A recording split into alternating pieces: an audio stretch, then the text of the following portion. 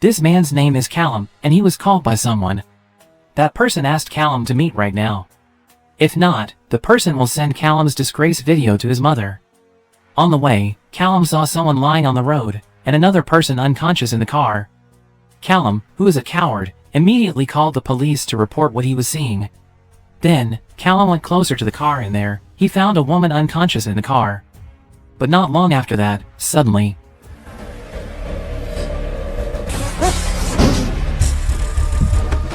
next morning, the police started evacuating the crime scene last night.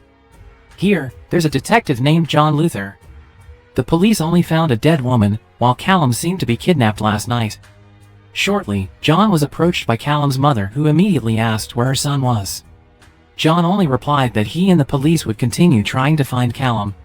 Callum's mother asked John to promise that he would find her son and catch the culprit. Finally, John promised that he would definitely find Callum and catch the culprit. Moreover, incidents like this have been rife for the past 11 years. The next day, a man named Robbie orders someone to find John's fault and then exposes him to social media. Robbie apparently wants John to go to jail at any cost. So, is Robbie the culprit of the recent kidnappings and murders? We will find it out. A few days later, Robbie's plan finally worked. Now, John will be thrown into prison for a case of vigilante, violence, and intimidating the defendants he arrested. Then, the scene moves to John, who is now being led into a cell. All the prisoners shout scorn at John, remembering that he used to be the police who were respected by criminals. There are some convicts who were caught by John, and now they hold a grudge against John. Several days in prison, John has received a lot of intimidation from the prisoners. Even when John was taking a shower, they approached him and beat him. On the other hand, Callum's mother got a call from a mysterious person who told her about Callum's whereabouts. So, she rushed to that place. There, it turned out that not only Callum's mother was called by the mysterious person, but there were also families of other kidnapping victims. When Callum's mother and the other victims' families entered the building, they were hysterical after seeing their sons and daughters who had been missing, hanging lifeless. Not long after that, suddenly the building caught fire, and as a result, Callum's mother and the other parents did not have time to bring their child. The next day, the police came to the crime scene, including the chief detective named Raina. In that house, Raina and his deputy were confused about what was the motive of the perpetrator for doing this. After processing the crime scene, Raina gathered her men to hold a meeting. Here, Raina said that one of the victims was a kidnapping victim 11 years ago. It means that the perpetrator had planned this all along. Beside that, John, who was pensive in the cell, was suddenly handed a letter. When the letter was opened, it turned out that the number 65.8 was written inside. John realized what the numbers mean. The number indicates the frequency of the radio channel. When the radio in front of him is pointed at that frequency, there is a sound recording of Callum being finished off by the perpetrator. Then, the perpetrator also says that he is the person who has put John in jail. It means Robbie is the perpetrator from this serial killer. On the other hand, Robbie himself is seen approaching his wife, and it turns out that Robbie's wife was a victim of a fire incident 11 years ago. But here, we still don't know if everything Robbie did was for revenge or not. Then, Robbie showed a video when he killed his victims, but his wife looked displeased with what Robbie had done. The next day, John was visited by Callum's mother. She wants to claim a promise from John, who promises to catch the culprit. She also tells John how her son was brutally killed. Hearing this, John immediately felt guilty and he was determined to catch the culprit no matter what. It turned out that Robbie was the one who escorted Callum's mother. Here, Callum's mother thanks Robbie for accompanying her, even though they had just met. In his cell, John tried to find a phone which had previously been smuggled. Then, John contacted his friend for help. John asked his friend to release him when he was transferred to another prison. Initially, his friend refused. But because John kept begging, in the end he wanted to help John. That evening, John made a fuss in the prison by beating the inmates who had a grudge against him, and it made the whole prison chaotic. John also tried to fight the wardens, until finally he was arrested. Because of his actions, John would transfer to another prison. On the way, the warden who took John was suddenly mugged and then beaten up by a group of people. Then, John was moved into their car. It turned out that the mugger was none other than John's friend. The next day, John begins his investigation by finding a radio station that has a frequency of 65.8. On the other hand, Raina met Martin, John's ex-boss. Raina asked Martin to help her catch John. Raina doesn't want John to mess up her investigation, because it seems the reason John ran away was because he was obsessed with catching the culprit.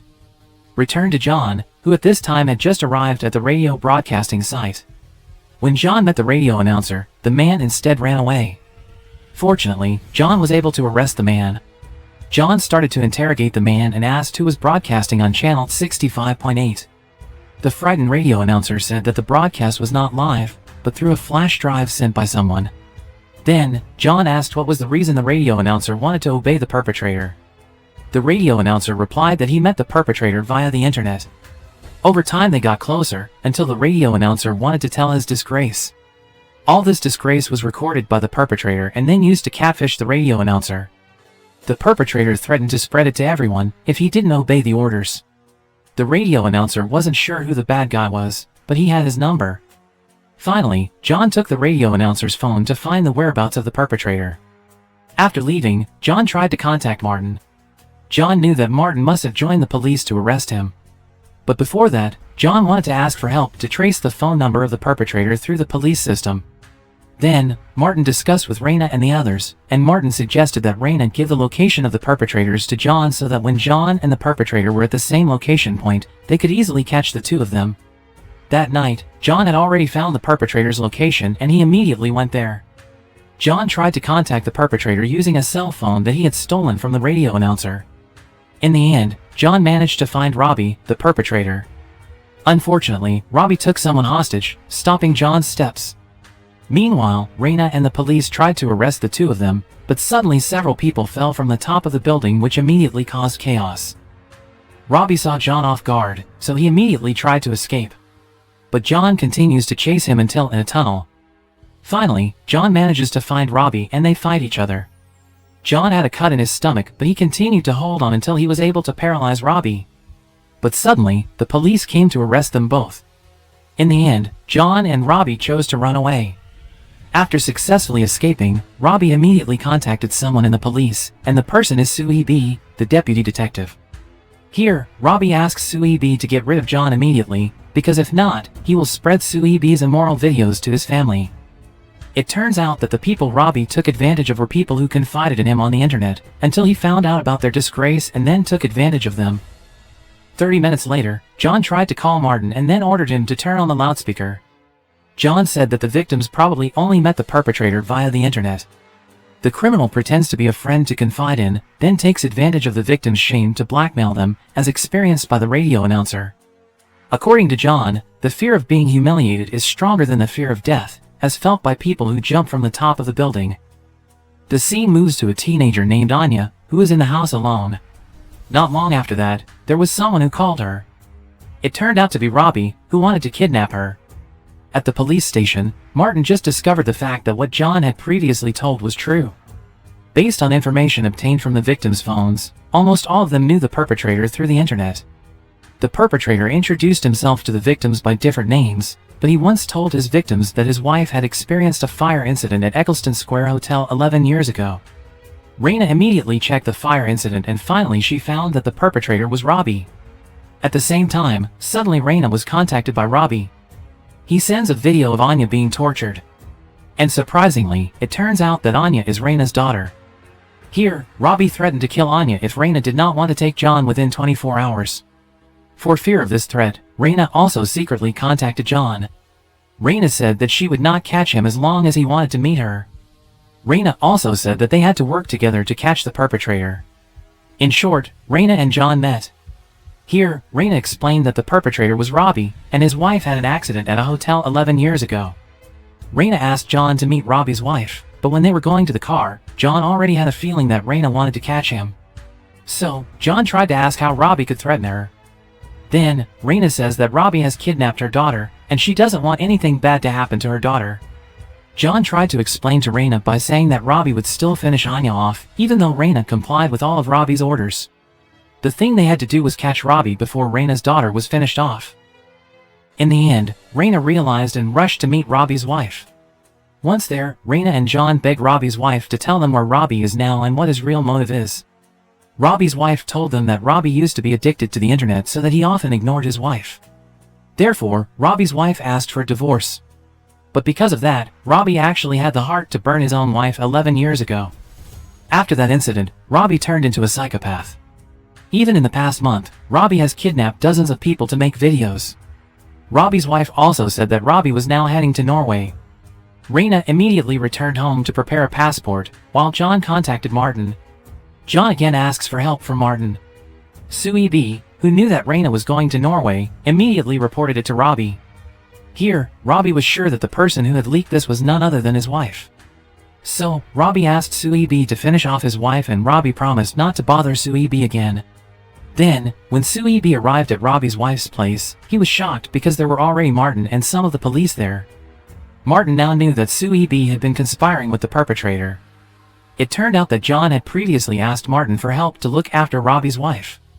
Sui B, who was more afraid that his shame would be spread by Robbie, prefers to die.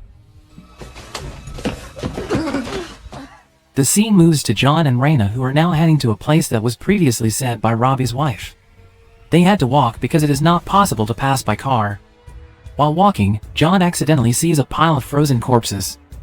Arriving at a big house, Raina was immediately hysterical when she saw her daughter's body hanging with the other victims. Meanwhile, John preferred to look for Robbie. Raina finally realized that it was not her daughter's body, but suddenly Raina was attacked by Robbie's man. On the other hand, John was finally paralyzed by Robbie, who suddenly appeared from behind. After that, they were gathered because Robbie was going to broadcast live to his followers. It turns out that all this time, Robbie has been getting money from viewers who visited his dark website. Robbie did this as a hobby as well as a way to earn a lot of money.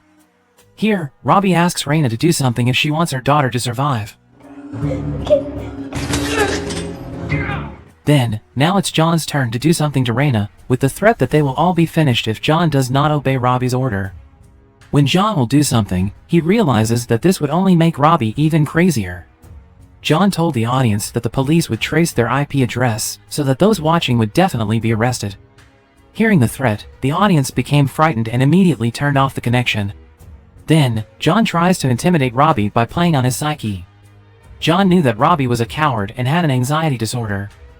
John knew that from Robbie's wife.